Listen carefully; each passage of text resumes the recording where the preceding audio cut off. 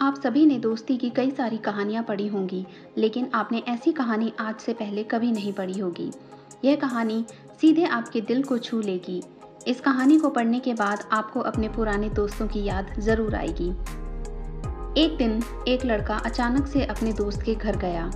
उसके दोस्त ने जैसे ही दरवाज़ा खोला तो उसने देखा कि दस्तक देने वाले उसके दोस्त के चेहरे पर साफ उदासी छाई हुई है और उसका दोस्त काफ़ी दुखी लग रहा है। उसने तुरंत अपने दोस्त को घर के अंदर बुलाया और उसे बिठाया, पानी दिया और फिर पूछा कि क्या प्रॉब्लम है भाई। उसका दोस्त हिचकिचाते हुए बोला कि उसके ऊपर 7 लाख रुपए का कर्ज है जो उसे जल्द से जल्द देना होगा, वरना उसको उसी के घर से निकाल दिया जाएगा।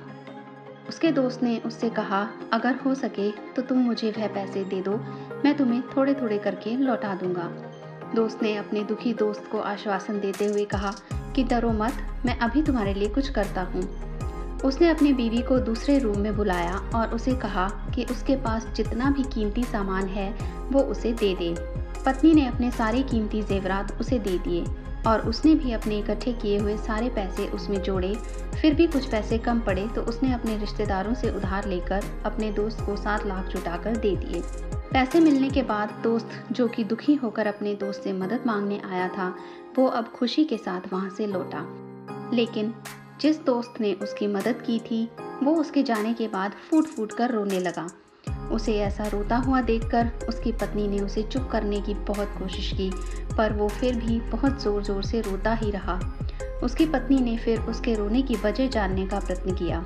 उसकी पत्नी को लग रहा था कि अपने दोस्त के लिए उसने अपने रिश्तेदारों से उधार लिया है, इसीलिए वह रो रहा है। लेकिन अपने पति की रोने की वजह जानकर पत्नी खुद अचंभित रह गई। उसके पति ने उसे कहा कि मैं एक अच्छा दोस्त बिल्कुल नहीं हूँ, क्योंकि मेरा दोस्त इतने कष्ट में था और मुझे पता भी नहीं था। अगर वो मेरे घर पर मदद मांगने नहीं आता तो मुझे कभी भी पता नहीं चलता कि वो इतना दुखी है। दोस्ती कोई जताने वाली नहीं बल्कि निभाने वाली चीज़ होती है। इस कहानी को पढ़ने के बाद आपको ये अच्छे से समझ में आ गया होगा कि एक दोस्त के अपने दूसरे दोस्त के प्रति कैसे विचार होने चाहिए। अगर आपको कहानी अच्छी लगी हो तो कृपया वीडियो को लाइक करें और चैनल को सब्सक्राइब करें। धन्यवाद।